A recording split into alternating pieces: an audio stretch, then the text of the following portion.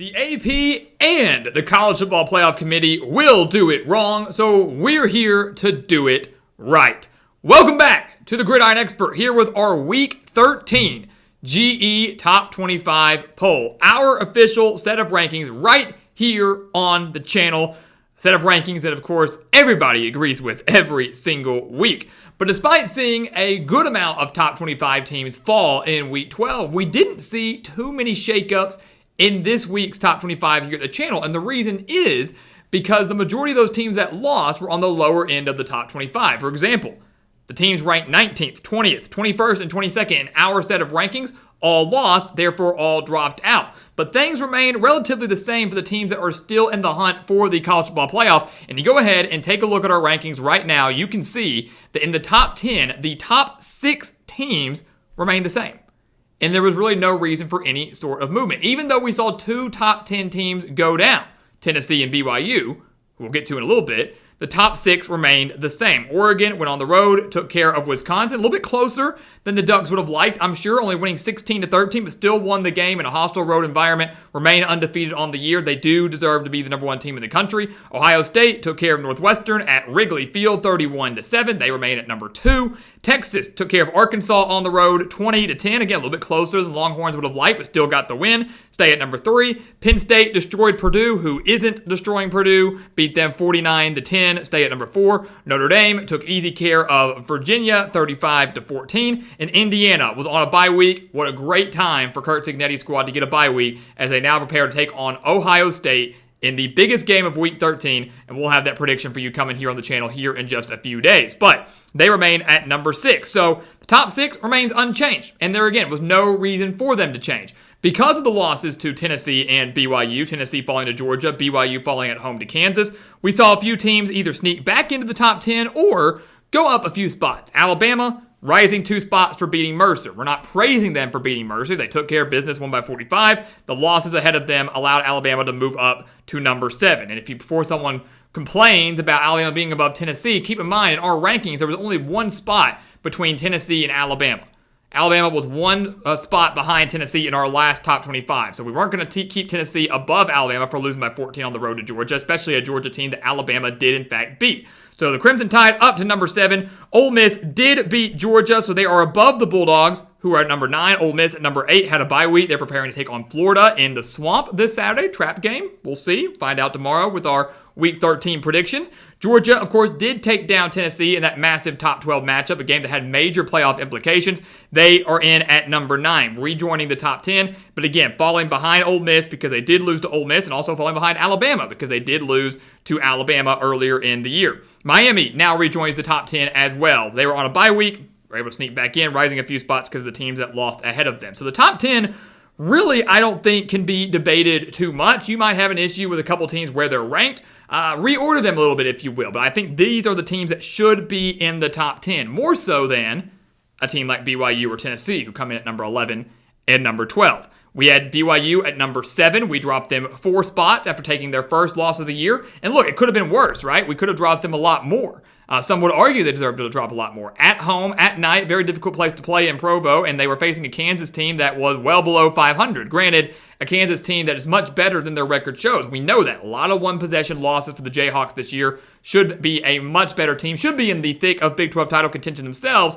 Just weren't able to win those close games. But Kansas able to go on the road, get the job done. BYU, some had them falling 5, 6, 7 spots. We still value BYU. We still believe they are a very solid team, only falling 4 down to number 11. Tennessee only dropping 4, losing just their second game of the year. The other one was to Arkansas, losing to Georgia, though, by 14. Jumped out to a 10-0 lead, and then were outscored 31-7 after that. So Tennessee still got a lot of talent. They still have a handful of quality wins on their resume, no doubt about it. One of them, of course, being at home over Alabama. But the Volunteers now down to number 12 following that loss to Georgia. So again, I don't think that can be debated too much. But considering where they were, BYU was at 7, Tennessee was at 8. Neither, in my eyes, deserve to remain in the top 10 as of right now. But both more than likely would be in the college football playoff field if the season were to end today. Following that, no changes between 13, 14, and 15. SMU remains at number 13 after beating Boston College by 10 in a rematch of their bowl game. Was it the Fenway Bowl between SMU and Boston College? SMU lost that game last year, gets the revenge over the Eagles, winning by 10. A little bit closer than that final score would say. Boise State beat San Jose State, got over a very slow start, pulled away late in the second half to win by 21. Ashton Jeanty, still my pick to win the Heisman Trophy over a guy like Travis Hunter, who is phenomenal, but still would give the edge to Ashton Jeanty. And then Clemson, remaining at number 15 in our rankings. They go on the road and beat Pittsburgh. We're up by 10, blew the lead, looked like they were going to lose at one point. Cade Klubnik coming through clutch, leading the Tigers to victory. A 4-point win on the road against a Pittsburgh team that is really struggling over these last few weeks. So after that, you get into the bottom of the top 15. Final bit of the top 20 here. Colorado, up 2 spots. Jumping Texas A&M in our rankings. Look, the Buffaloes look like a well-oiled machine, man. The offense is electric. The defense has improved so much, not just from last year, but over the course of this season. That pass rush has been electric. They're creating takeaways left and right. A lot of praise to Deion Sanders and what he is doing in Boulder. They just beat Utah 49-24. Was it the most points that Colorado has scored in a game since like 2018, 2019? I mean, they're looking really, really good, guys. And again, at the top of the Big 12 standings, have a great opportunity to make the Big 12 championship game. And if they do that, they'll be one win away from making the college football playoffs. So the dream is absolutely alive for Colorado, who jumps in to our top 16, jumping a team like Texas A&M, who did beat New Mexico State by 35. Aggies doing great work. A little bit more impressed with Colorado as of right now. They get that slight edge. Army, because of the jump from Colorado, drops just 1 spot on their bye week. Again, kind of like Indiana, a great spot for a bye week if you're Army, because the Black Knights now face Notre Dame on Saturday night. A massive game, not just for the playoff, because the Fighting Irish are absolutely in the thick of playoff contention, but playoff for Army as well, because if they can win that game, that remains undefeated for Army with a massive win on their resume over Notre Dame, and could create an interesting conversation for who gets that group of 5 spot, whether it's Boise State or Army. So massive game on Saturday night. South Carolina and Tulane round out our top 20, both skyrocketing 4 spots in our rankings into the top 20. South Carolina is hot right now. Beamer ball is working. And they won arguably one of the most exciting games of Week 12, beating Missouri in the final 20 seconds, scoring the game-winning touchdown with 15 seconds remaining to win 34-30 in Columbia. The Gamecocks actually have a very small shot for the college football playoff. If they can win out, that would include a win over Clemson, and they get a little bit of help from the teams ahead of them. Don't rule out South Carolina. I know they got 3 losses, but there is still a path for Carolina to get in, so do not sleep on them over the final few weeks of the regular season. And just like Boise State, just like Army, do not sleep on Tulane, who destroyed Navy 35-0 on the road. They're now in our top 20. They clinched themselves a spot in the American Championship game against Army. So that title game is set. Army will play Tulane in the American Championship game. If Tulane wins out with that win over Army and Boise State loses somewhere else down the road, the argument for Tulane, whose only 2 losses have come against Kansas State and Oklahoma, the argument for them to get into the playoff would be very, very strong. So watch out for Tulane as well. Now a top 20 team, kind of snuck up on everybody, but should not be ignored now. The final 5 teams in our GE Top 25 heading into Week 13. Let's give some credit to the Sun Devils, man. They are in at number 21. Arizona State. I will be the first to admit I was so wrong on the Sun Devils.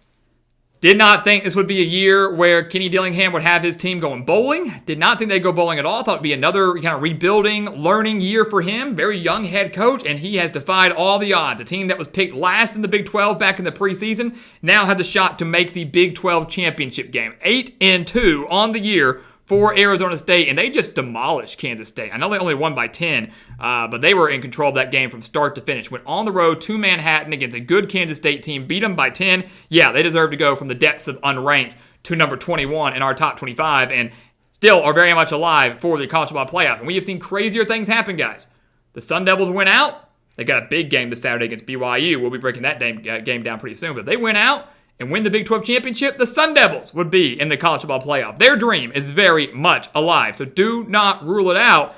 Crazy things happening, not just in college football, but especially in the Big 12. But again, Arizona State deserving a lot of praise for what they are doing out in the desert. Iowa State up 3 spots to number 22. They beat Cincinnati 34-17. A lot of people not happy seeing Iowa State in the top 25. We had them ranked 25th last week, kept them in despite the loss to what? They lost to Texas Tech, lost to Kansas. A lot of people dropped him out, but that Kansas loss not looking too bad now after Kansas just went on the road and beat BYU. I still found Iowa State to be a top 25 worthy team. They beat Cincinnati by 17. They're 8-2. Probably not going to make the Big 12 championship like it looked like they could do a few weeks ago, but still a quality football team. They, again, up 3 spots to 22. And then the final 3 teams, it was tough, guys. Again, we mentioned there's a lot of movement down the bottom part when Washington State, Kansas State, Louisville, and LSU, the teams that were ranked 19th through 22nd, all lose and all drop out of our top 25. Well, that means we got to find new teams to put in. They all drop out, which means 4 new teams got to move in. We put Arizona State in there, rightfully so. Who were the other 3 teams that we deemed worthy enough to get in? It was a lot. It's tough. It was tough to figure out who it would be. We ultimately settled on Illinois, who's playing some pretty good football right now with a 7-3 on the year. Brett Bielema's squad kind of forgotten, but remember 2 of their losses are to Penn State and Oregon. 2 of the top 4 teams in the country right now, the number 1 and number 4 team in the country based on our rankings. So Illinois, a much better team than maybe their record shows, and 7-3, still not a bad record. They took easy care of Michigan State, 38-16 on Saturday. UNLV rejoining our top 25, probably not going to have too great of a shot to make the playoff unless they went out, get some help in the Mountain West to get that Mountain West championship game. But Barry Odom's squad still playing really good football right now. Beat San Diego State 41-20, and they are 8-2 on the year. And then Memphis rejoining our top 25. It was hard to figure out who to put in at 25th. At one point, we thought it could be Louisiana, and they lost this last weekend to South Alabama.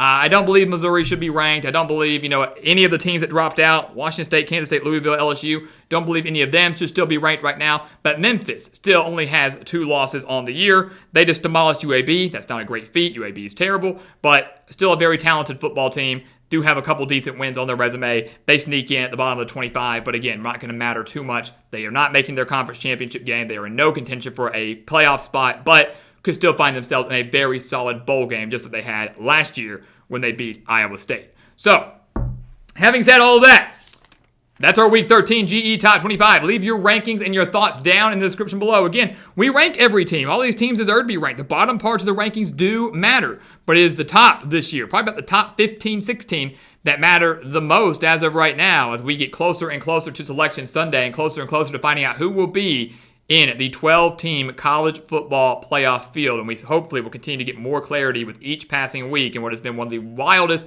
college football seasons in recent memory.